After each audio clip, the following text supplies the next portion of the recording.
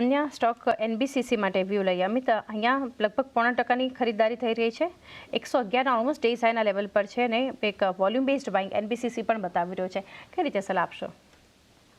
જે હિસાબથી આપણે પેટર્ન બનેલી વીકલી ચાર્ટના હિસાબથી આપણે જોશું તો કાઉન્ટર અપસાઇડમાં 124 યા 128ના રેન્જમાં જતા પણ જોવા મળી શકે છે.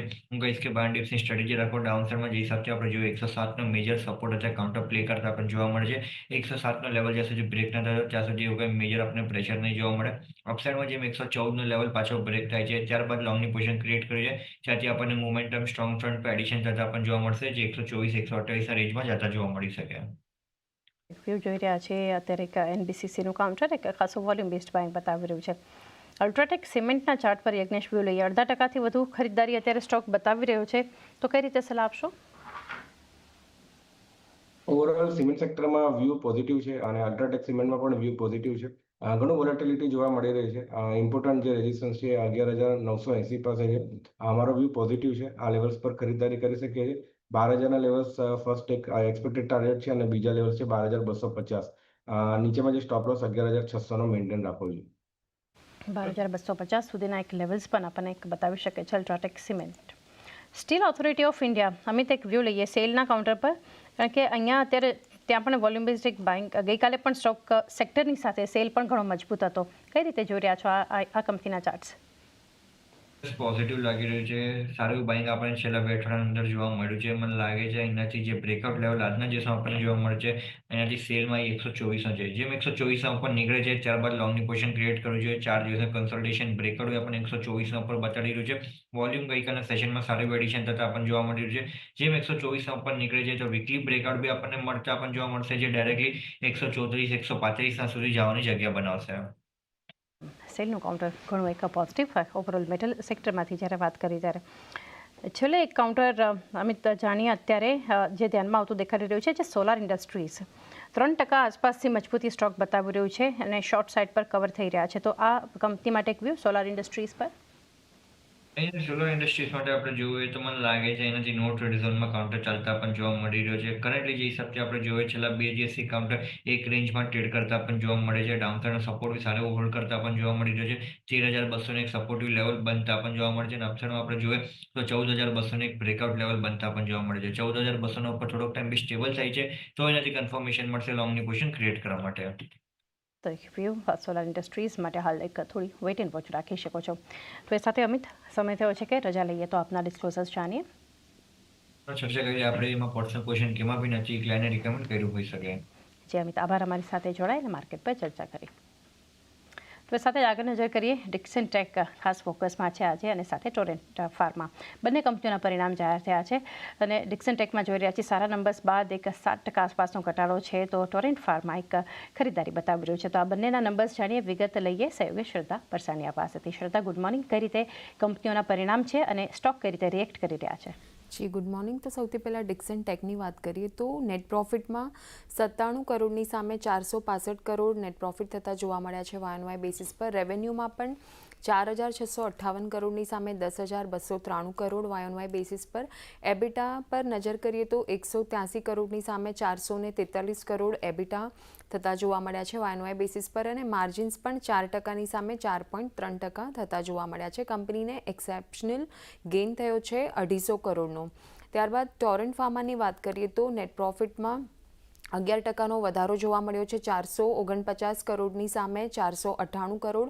રેવન્યુમાં પણ લગભગ 7.8%નો વધારો 2,745 કરોડની સામે 2,960 કરોડ વાય બેસિસ પર અને એબિટાની વાત કરીએ તો 9.2%ની અપસાઇડ જોવા મળી છે 883 કરોડની સામે 964 કરોડ વાય બેસિસ પર અને માર્જિન્સ 32.2%ની સામે 32.6%, એટલે લગભગ ફ્લેટ રહેતા જોવા મળ્યા છે.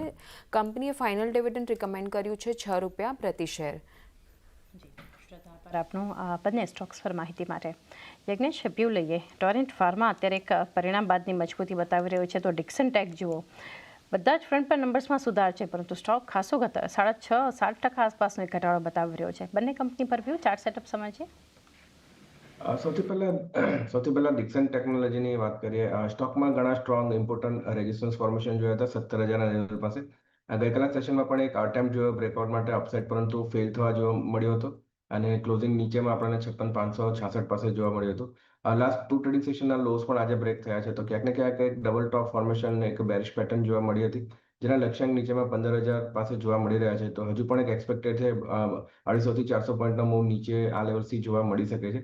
તો ડિક્સન ટેકનોલોજીમાં વ્યૂ નેગેટિવ છે. ટોરન્ટ ફાર્માની વાત કરીએ તો ટોરન્ટ ફાર્મામાં એક સ્ટ્રોંગ અપસાઇડ મૂવ જોવા મળી રહ્યો છે. કાઉન્ટર ખાસા કન્સોલેશન રેન્જની અંદર ફસાયેલું જોવા મળી રહ્યું છે. 3350ના એક ઇમ્પોર્ટન્ટ રેઝિસ્ટન્સ છે અને આપણે અપ્રોચ કરી રહ્યા છે. મારો વ્યૂ પોઝિટિવ છે આ સ્ટોકની અંદર. બાઇંગની સલાહ છે આ લેવલ્સ પર. લક્ષ્યાંક ઉપરમાં આપણને 3450 સુધીના આવતા જોવા મળી શકે છે. તો બાઇંગની સલાહ છે. નીચેમાં આપણે સ્ટોપ લોસ મેન્ટેન રાખવો છે 3275 રૂપિયાનો.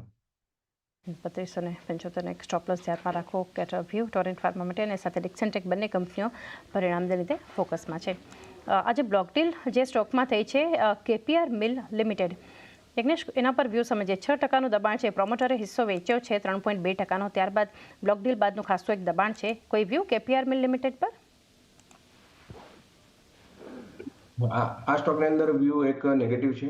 જે રીતે સ્ટોકમાં એક મોમેન્ટમ જોવા મળ્યું, પરંતુ જે રીતે જે નેક્સ્ટ ટોપ મહિનો છે એ ક્યાંક ને ક્યાંક નીચેની સાઈડ બનતા જોવા મળી રહ્યો છે. ઘણા ઇમ્પોર્ટન્ટ સપોર્ટ 1130ના છે. જો અગર કોઈની પાસે લોંગ પોઝિશન છે 1130નો ટ્રેલિંગ સ્ટોપ લોસ મેન્ટેન રાખો. નવી પોઝિશન અત્યારે કોઈ એડ કરવાની સલાહ નથી. એકવાર 1130 આપણે બ્રેક કરીએ છીએ તો પોસિબિલિટી છે કે નીચે આપણને 1040 સુધીના લેવલ્સ જોવા મળી શકે છે. 1040 સુધીના લેવલ્સ પહોંચતા બતાવી શકે છે આ સ્ટોક કેપીઆર મિલ. એક નેગેટિવ વ્યૂ. એલટીએફના સ્ટોક પર એક વ્યૂ લઈએ યજ્ઞેશ. L&T ફિનાન્સ, કારણ કે અત્યારે કંપની માટે જે સમાચાર હાલ આવતા જોઈ રહ્યા છે કે કરાર કર્યા છે નેશનલ સિક્યુરિટીમાં ઇનોવેશન અને R&D માટેના કરાર કર્યા છે BITS પિલાની અને ગ્રીન્સની સાથે. તો કઈ રીતે એક વ્યૂ આપશો LTF પર? જે રીતે એલટીએફની અંદર આપણને પ્રીવિયસલી એપ્રિલ મહિનામાં એક ટોપ બનતા જોવા મળ્યો હતો અરાઉન્ડ 180 રૂપિયા પાસે, અને ત્યાંથી આપણે ગેપ ડાઉન નીચે એક ડાઉન ઓપનિંગ જોયું હતું. નીચે 160ના લેવલ ટેસ્ટ કર્યા હતા. ફરીથી આપણે નવો જે સ્વિંગ હાઈ બનતા જોવા મળી રહ્યો છે 180ની નીચે ક્યાંક ને ક્યાંક બનતા જોવા મળી રહ્યો છે. તો સ્ટોકની અંદર ડેફિનેટલી જે ચાર્ટ સ્ટ્રક્ચર છે 180ની ઉપર બુલિશ છે. જ્યાં સુધી 180નો બ્રેકઆઉટ નથી થતો વેઇટ કરવું જોઈએ બાઇંગ માટે. 180નો બ્રેકઆઉટ થાય છે તો મારા હિસાબે ઘણું સ્ટ્રોંગ અપમૂવ જોવા મળી શકે છે 195 થી 200ના લેવલ સુધી. તો અત્યારે વેઇટ એન્ડ વોચ કરવો છે 180ના લેવલ્સના બ્રેકઆઉટ માટે. 180ના લેવલ્સના બ્રેકઆઉટની રાહ જોઈ શકો છો L&T ફિનાન્સ માટે. TCS માટે પણ આજે એક કરારના સમાચાર, રાધર ઓર્ડર મળવાના સમાચાર છે. એક વ્યૂ લઈએ TCS માટે યજ્ઞેશ. પહેલા સમાચાર જે છે BSNL દ્વારા 4G નેટવર્ક માટેનો ઓર્ડર જે છે TCSને મળ્યો છે અને 2,903 કરોડના ઓર્ડર છે. તો કઈ રીતે સેટઅપ જોઈ રહ્યા છો TCSનું? TCSમાં વ્યૂ જે રીતે ચાર્ટ સ્ટ્રક્ચર છે સ્લાઇડલી બુલિશ છે, માઇલ્ડ બુલિશ કહી શકીએ આપણે, કારણ કે જે રીતે એક ઇમ્પોર્ટન્ટ ગેપનો સપોર્ટ છે 3500ના લેવલ પાસે. સ્ટોક અત્યારે રીટેસ્ટ કરી રહ્યો છે 50 દિવસથી મૂવિંગ એવરેજને પણ રીટેસ્ટ કરી રહ્યો છે અને સપોર્ટ લઈ રહ્યું છે. અને શોર્ટ ટર્મ મૂવિંગ એવરેજ 20 દિવસ પાસે પણ કન્જેક્શન જોવા મળી રહ્યું છે સપોર્ટનું. તો મારા હિસાબે એક સારી બેટ બની શકે છે. રિસ્ક ટુ રિવર્સ રેશિયો ઘણો સ્ટ્રોંગ રહેશે અહીંયાથી. આ લેવલથી બાયની સલાહ છે. સ્ટોપ લોસ નીચેમાં 3475નો રાખવો અને લક્ષ્યાંક ઉપરમાં 3620 સુધીના એક એક્સપેક્ટેડ છે. 3620 સુધીના લક્ષ્યાંક, 3475નો એક સ્ટોપ લોસ વ્યૂ. એક થોડો ઘણો બુલિશ આપણને TCSના સ્ટોક પર બનતો જોઈ રહ્યા છીએ.